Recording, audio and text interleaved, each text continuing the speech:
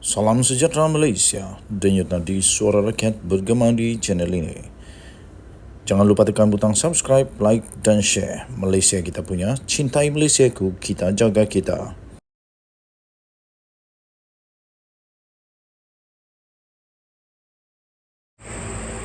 Salam sejahtera Malaysia, denyut nadi suara rakyat bergema di channel ini. Mulut celupar Sanusi selalu memakan diri. Mulut celupar Sanusi selalu menyebabkan masalah kepada dia dan juga kepada parti yang dibawanya. Saya fikir begitulah. Itu pendapat saya. Sebab dulunya saya fikir ada harapan untuk PN boleh menang, PAS boleh menang di Selangor. Sekarang ni dah susah nak menang sebab keceluparan mulut dia itulah. Akhirnya kali ini dia ada masalah lagi dengan seorang billionaire, one of the richest men in the world. Salah seorang daripada orang yang kaya di dunia ini, billion ya. Ini bukan jutawan saja, billion.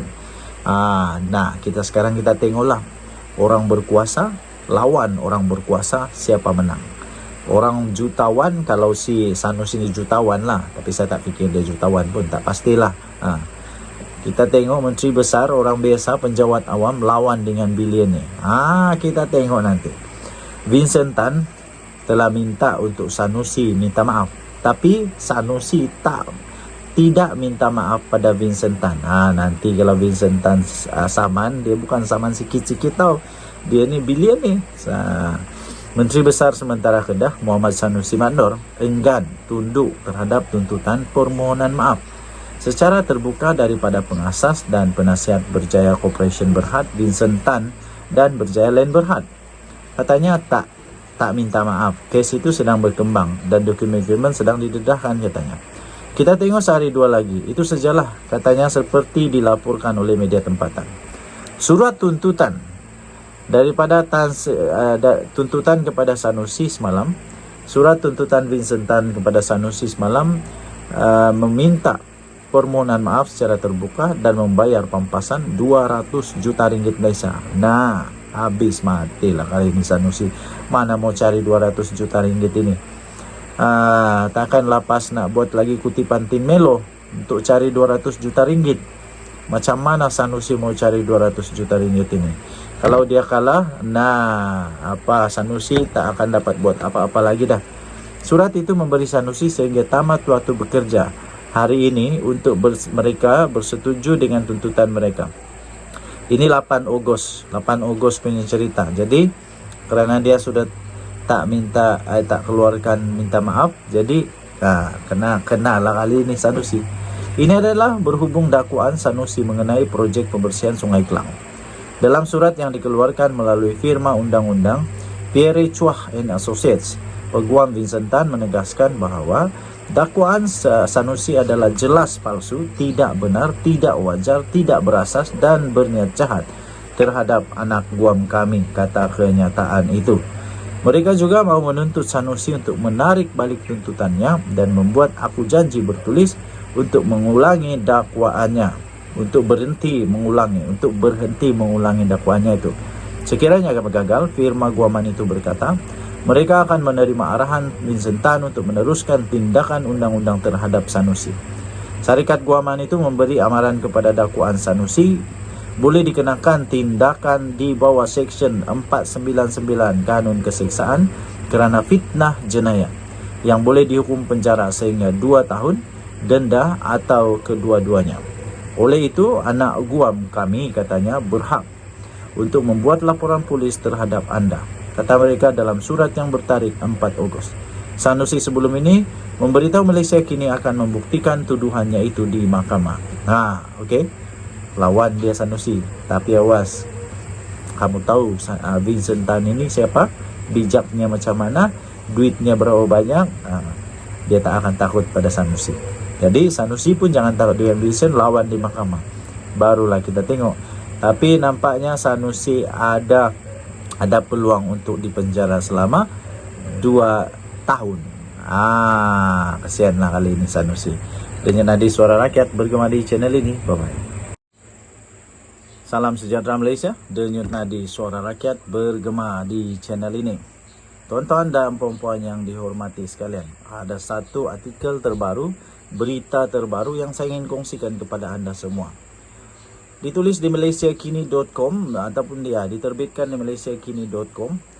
Bertarikh hari ini 9 Ogos 2023, baru saja diterbitkan lebih kurang 1 jam yang lalu. Hanayo berkata, orang bukan Islam takut dengan PAS sebab kenyataan Hadi. Saya tak pasti, tapi mungkin kami di Sabah, kami semuanya aman damai. Kami di Sabah semua aman damai, kami harmoni, boleh hidup satu kampung, boleh hidup satu rumah, boleh hidup dengan apapun keadaan, kami harmoni. Walaupun berbilang kaum, berbilang bangsa, berbilang agama, tapi kami hidup harmoni. Kerana kami tak ada orang macam Hadi Awang yang selalu buat apa ini ya, yang selalu buat kenyataan-kenyataan yang menurut Hanayo bikin takut. Dia bilang orang bukan Islam takut dengan PAS sebab kenyataan Hadi Awang. Kamu setujukah? Kalau betul benda ni, Hadi Awang sepatutnya berhentilah buat kenyataan-kenyataan yang bikin takut ini. Tak baik. Kita ni di Malaysia perlu untuk ada toleransi ataupun kita menjunjung perlembagaan negara Malaysia, rukun negara Malaysia. Kenyataan Presiden PAS Abdul Hadi Awang sebelum ini yang berbau perkauman menyebabkan orang bukan Islam takut dengan parti itu. Itu kata ahli Parlimen Segambut Hanayo. Jelas Hanayo lagi yang juga adalah Menteri Belia dan Sukan, kebimbangan terhadap PAS bukan kerana label gelombang hijau. Kena tengok ucapan Abdul Hadi Awang. Banyak komen beliau yang menakutkan rakyat bukan Islam, dan itu semua ada dalam surat kabar kenyataan ini, katanya. Kata Hanayo. Hanayo juga mengatakan, saya setuju semasa Tok Guru Nik Aziz nikmat memerintah PAS. Rakyat kurang takut pada PAS. Tetapi baru-baru ini memang di bawah pimpinan PAS sekarang memang sangat menakutkan rakyat bukan Islam. Itu pimpinan PAS. Kata Hanayo ketika menjadi salah seorang daripada panelis forum bertajuk Referendum PM10 atau Kerajaan Negeri yang diadakan dalam talian bersama Bersih dan wakil-wakil parti politik malam tadi. Selain itu, forum berkenaan turut menampilkan Exco Dewan Pemuda PAS Nazrul Hakim Nazari, Timbalan Pengerusi PSM S. Arut Chelven dan Pengerusi Bersih Thomas Fen. Terdahulu, Nazrul Hakim menjawab soalan mengapa perlu memilih Perikatan Nasional pada PRN kali ini, sedangkan gabungan itu melayan orang bukan Islam sebagai kelas kedua. Kata Nazrul, tanggapan tersebut merupakan satu momokan yang seringkali dilemparkan terhadap PAS sejak sekian lama. Katanya, saya kena beritahu, inilah satu momokan yang dibawa kepada PN dan PAS dari dulu sampai sekarang. Terutamanya melayan non-Malay Muslim sebagai second class citizen, katanya. Perkara ini daripada dulu lagi kita dah nafikan, katanya. Menolak bahawa terdapat layanan sedemikian terhadap golongan bukan Melayu Islam oleh PAS, Nazrul memberi contoh masyarakat bukan Islam di Kelantan dan Terengganu dapat hidup harmoni di bawah pemerintahan kerajaan PAS. Malah katanya mereka boleh mengamalkan agama mereka dengan aman seperti biasa. Tak ada 1 inci pun patung di rumah ibadat mereka disentuh oleh kerajaan negeri waktu itu, jelas Nazrul lagi. Presiden PAS pada 29 Jun lalu menuduh mereka yang menjenamakan kemenangan dan kejayaan PAS dalam pilihan raya sebagai gelombang hijau cuba menyemai Islamofobia. Abdul Hadi berkata mereka yang menggambarkan kemajuan PAS dalam PR15 khususnya DAP mempunyai tujuan yang nyata songsan terhadap Islam, katanya. Gelombang hijau menjadi sebahagian daripada pembendaraan kata politik selepas pilihan raya Parlimen Julai lalu selepas Perikatan Nasional meraih kemenangan yang menakjubkan. Kebanyakannya di bahagian utara semenanjung Malaysia, katanya lagi. Ketika itu adalah dipercayai secara meluas bahawa pengaruh PAS yang semakin meningkat adalah punca utama kejayaan PN. Justru istilah gelombang hijau digunakan. Gesaan Abdul Hadi dan PAS ke arah perpaduan berteraskan Melayu bukanlah baru. Ia semakin ketara dibuat parti itu selepas berakhirnya PR14 pada 2018 yang menyaksikan PAS bekerjasama dengan UMNO melalui Muafakat Nasional. PAS juga telah mengadakan kerjasama secara rasmi memberikan sokongan kepada inisiatif proklamasi orang Melayu yang diterajui bekas Perdana Menteri Dr. Mahathir Mohamad. Abdul Hadi juga mendakwa masyarakat bukan Islam dan bukan Melayu adalah golongan yang terbesar menjadi penyakau serta terlibat dalam kegiatan rasuah. Melayu yang bekerjasama dengan golongan terbabit, tambah Abdul Hadi, termasuk golongan cendekiawan yang meletakkan otak di dalam perut. Dia juga mengumpamakan Melayu dan cendekiawan terbabit seperti kera.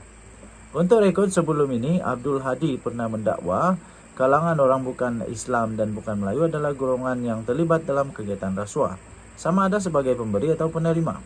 Dakwaan itu dikatakan dibuat berdasarkan kepada kajian peringkat PhD sebuah universiti tempatan. Wow, ini hebatlah.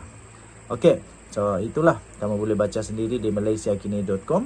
malaysiakini.com 9 Ogos 2023, tajuknya Hana, orang bukan Islam takut dengan PAS sebab kenyataan Hadi awam.